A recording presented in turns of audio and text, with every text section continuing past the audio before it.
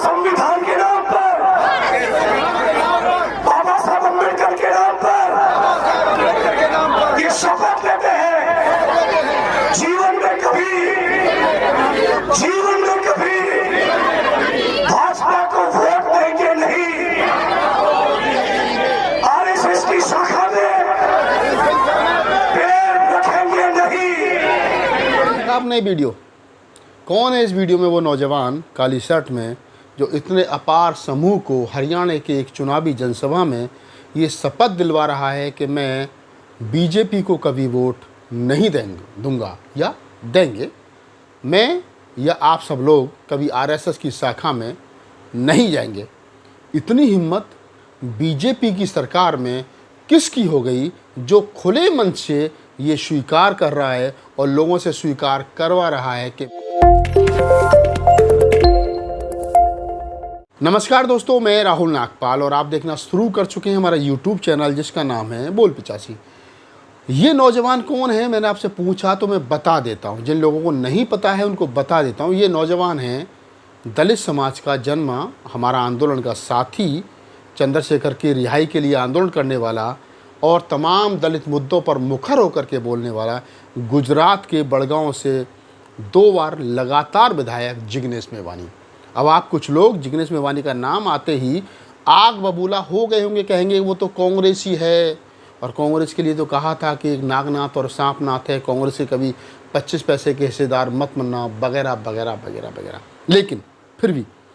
मैं जिग्नेश मेवानी के बारे में जिन लोगों को जानकारी नहीं है उनको बता दूं कि जिग्नेश मेवानी दलित आंदोलन से निकले और उन्होंने गुजरात में आंदोलन किया। उस समय जब ऊना में दलितों पर एक गाय या एक पशु की चर्बी यानी खाल उतारने के लिए उनकी पिटाई की गई तो जिग्नेश ने पूरे गुजरात में आंदोलन किया। और आंदोलन करने के बाद में उन्होंने जब सरकार नहीं झुकी तो सरकारी दफ्तरों में पशुओं के जो मवेशियों के जो हड्ड थे वो तक भर दिए। उसके बाद जिग्नेश मेवानी पर बहुत सारे मुकदमे हुए और फिर वो दलित आंदोलनकारी के रूप में पूरे देश भर में उनकी पहचान हुई। बड़गांव विधानसभा क्षेत्र है जहां से जिग्नेश मेवानी ने 2018 में विधानसभा का चुनाव निर्दलीय लड़ा था और कांग्रेस ने समर्थन दिया। उनके प्रचार में आम आदमी पार्टी के तमाम नेता पहुंचे, बाबा साहब डॉक्टर अम्बेडकर के पुत्र प्रकाश राव अम्बेडकर ने समर्थन दिया, वो पहुंचे और तमाम लोग पहुंचे। हालांकि बसपा ने वहाँ अपना प्रत्याशी खड़ा किया, शायद 1000 से भी कम वोट बसपा को वहाँ मिले थे। जिग्नेश मेवानी प्रचंड बहुमत से निर्दलीय सिलाई मशीन के चुनाव चिन्ह पर वहाँ से चुनाव जीत करके आए थे। दोबारा उन्होंने कांग्रेस ज्वाइन करने से पहले मुझसे संपर्क किया और उन्होंने मुझसे कहा था कि मैं बहुजन समाज पार्टी ज्वाइन करना चाहता हूं, लिहाजा मेरी बहन जी से बात कराई जाए। मैंने बहुजन समाज पार्टी के शीर्ष नेतृत्व से बात की, लेकिन कोई भी बहुजन समाज पार्टी का बड़ा नेता जिग्नेश मेवानी को पार्टी में शामिल करना नहीं चाहता था। जिग्नेश मेवानी अपने साथ साथ हार्दिक पटेल और अल्पेश ठाकुर को भी पार्टी में शामिल करवाना चाहते थे। हालांकि बाद में या उससे पूर्व में मुझे पूरा याद नहीं है, लेकिन हाँ मुझे कुछ याद है कि पश्चिम बंगाल में ममता बनर्जी ने एक सभा की थी। उस सभा में तमाम विपक्ष के नेता बुलाए थे जिसमें बहुजन समाज पार्टी की तरफ से सतीश चंद्र मिश्रा जी भी शामिल हुए थे और युवा दलित नेता के रूप में जिग्नेश मेवानी भी शामिल हुए थे। जिग्नेश ने मुझे बताया कि उन्होंने उस समय पर सतीश चंद्र मिश्रा से कहा था कि हम बहुजन समाज पार्टी को मजबूत करना चाहते हैं, लिहाजा बहन जी से बात कराइए। कुल मिलाकर के मैं कह सकता हूँ कि जब मेरे और जिग्नेश के अथक प्रयासों से जिग्नेश की मीटिंग बहन जी के साथ नहीं हो पाई या वो बहुजन समाज पार्टी में शामिल नहीं हो पाए तो उसके बाद उन्होंने फिर कांग्रेस को चुना और कांग्रेस के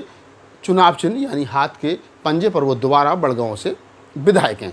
अब मैं ये कहानी आपको इसलिए थोड़ी सी बता दी है 1 मिनट की 2 मिनट की कि ताकि आपके दिमाग में ये जो गलतफहमी है गाली बकने वाली, ताकि आप जो हम लोगों को उल्टा सीधा बोलते रहते हो, हमको रतनलाल सर को और तमाम लोगों को कांग्रेसी बताते रहते हो, आपके दिमाग से ये गलतफहमी निकल जाए कि हमने प्रयास किया या जिग्नेश ने प्रयास किया कि हमको पहले बहुजन समाज पार्टी को मजबूत करना चाहिए, लेकिन जब लगा वहाँ पर कि ऐसा वहाँ पर संभव नहीं है तो फिर कुल मिलाकर के बीजेपी को रोकने के लिए जिग्नेश मेवानी जैसे हमारे और जैसे तमाम साथियों ने कांग्रेस को ही मजबूत करना या कांग्रेस का ही सदस्यता लेना और जिग्नेश मेवानी उस समय पर उचित समझा। कुल मिलाकर के जिग्नेश मेवानी दोबारा कांग्रेस के चुनाव चिन्ह पर विधायक बने और ये कहानी मैंने आपको इसलिए बताई और ये जो वीडियो मैंने आपको स्टार्टिंग में दिखाया वो इसलिए दिखाया ताकि आपको ये पता चल सके कि आज़ाद भारत की राजनीति में आज़ाद भारत के 75 साल की राजनीति में आखिरकार ये कौन सा नौजवान है जो खुले मंच से ये कह रहा है और इतनी हिम्मत दिखा रहा है कि आपको शपथ लीजिए कि बीजेपी को कभी वोट नहीं देना है, और तो और आरएसएस की शाखा में कभी नहीं जाना है। इतनी हिम्मत तो कभी बसपा सुप्रीमो मायावती भी नहीं दिखा पाई, और तो और बहुजन समाज में जन्मे बहुत सारे नेता कभी नहीं दिखा पाए। जिग्नेश मेरे अच्छे मित्र हैं, हम उम्र हैं, मेरे भाई हैं। मैं उनकी तारीफ़ इसलिए नहीं कर रहा हूँ कि वो मेरे हम उम्र और मेरे भाई हैं, मेरे मित्र हैं या आंदोलन के साथी हैं। मैं उनकी तारीफ़ इसलिए कर रहा हूँ कि जो काम उन्होंने किया है ये आज तक बहुजन समाज के किसी नेता ने अभी तक नहीं किया है। आखिरकार क्या वजह है जिस कांग्रेस को ये कहा जाता है कि बीजेपी की बी टीम है, यानी कांग्रेस जो है वो कांग्रेस और बीजेपी दोनों एक ही बाप की दो औलाद हैं, तो उसी कांग्रेस का विधायक ये खुले मन से कह रहा है कि आप बीजेपी को कभी वोट मत देना और आरएसएस की कभी शाखा में मत जाना, और अभी तक कांग्रेस पार्टी की तरफ से उनके खिलाफ कोई कार्रवाई नहीं की गई है। अगर कांग्रेस पार्टी बीजेपी की बी टीम है तो जिग्नेश मेवानी को पार्टी से बाहर निकाल देना चाहिए था। अगर इतनी बड़ी गुस्ताखी बहुजन समाज पार्टी में किसी कार्यकर्ता ने कर दी होती अपने शीर्ष नेतृत्व की इच्छाओं के खिलाफ, तो शायद वो विधायकी भी जाती और शायद उसकी पार्टी से बाहर का रास्ता भी दिखा दिया जाता। आप तमाम लोगों को मालूम है कि उत्तर प्रदेश के गाज़ियाबाद ज़िले की गाज़ियाबाद सदर जो विधानसभा सीट है उस पर विधानसभा चुनाव है, यानी उपचुनाव है, और वहाँ पर बहुजन समाज पार्टी ने रवि गौतम जो युवा नेता हैं, जिनको युवा शक्ति दल का नेता के रूप में भी दुनिया जानती है, वो बहन जी से मिलकर के आए तो उनको प्रत्याशी घोषित कर दिया था। लेकिन पैसे के लेन देन में और सेटिंग ना बिठाने के चक्कर उनको पार्टी से बाहर का रास्ता भी दिखा दिया और उनका टिकट भी काट दिया। ये मैं नहीं कह रहा हूँ, रवि गौतम खुद कह चुके हैं। और वहीं दूसरी तरफ जिग्नेश मेवानी मनुवाद के खिलाफ, आरएसएस के खिलाफ मुखर होकर के बोल रहे हैं, और वो कह रहे हैं कि कभी ज़िंदगी में आप बीजेपी को वोट मत देना और आरएसएस की शाखाओं में मत जाना। इतनी मुखरता, इतना विश्वास आया कहाँ से? मैं कई बार कह चुका हूँ कि राहुल गांधी नई कांग्रेस बनाना चाहते हैं, राहुल गांधी नई कांग्रेस की परिकल्पना कर रहे हैं, लेकिन पार्टी में बहुत सारे नेता ऐसे भी हैं जो आरएसएस की बैकग्राउंड से आते हैं, तो राहुल गांधी कभी वो छोड़ करके पार्टी को जाते हैं तो उनको रोकने का भी प्रयास नहीं करते। कुल मिलाकर के राहुल गांधी की हामी में हामी भरते हुए जिग्नेश मेवानी इस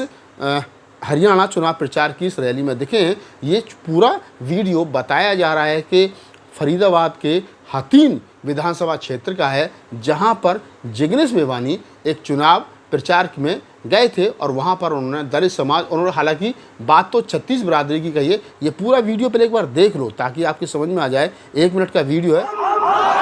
हरियाणा के हथीन के लोग,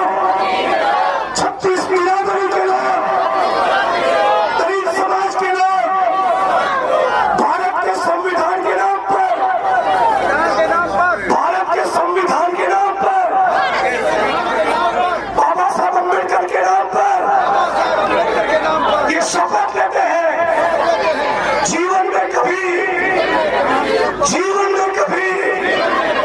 भाजपा को वोट देंगे नहीं, आरएसएस की शाखा में पैर रखेंगे नहीं। ये हमारी प्रतिज्ञा है, ये हमारी शपथ है।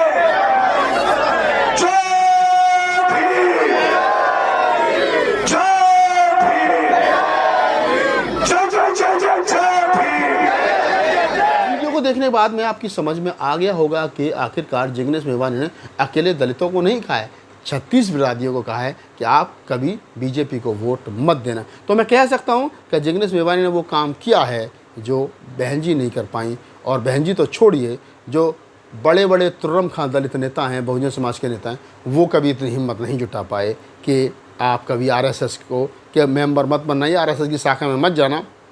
या बीजेपी को वोट मत करना। हम तमाम लोगों को पता है कि बहन जी 2002 में गुजरात में बीजेपी के लिए कभी वोट मांगने के लिए भी गई थी। क्या मजबूरी हो सकती है, क्यों हो सकती है, सब भविष्य के गर्भ में इनके सवालों के जवाब मिल रहे हैं और सब लोगों को पता भी है। और बस मैं यही कहूँगा, इस पूरी बातचीत के बारे में आपकी क्या प्रतिक्रिया में कमेंट सेक्शन में बताइए। धन्यवाद।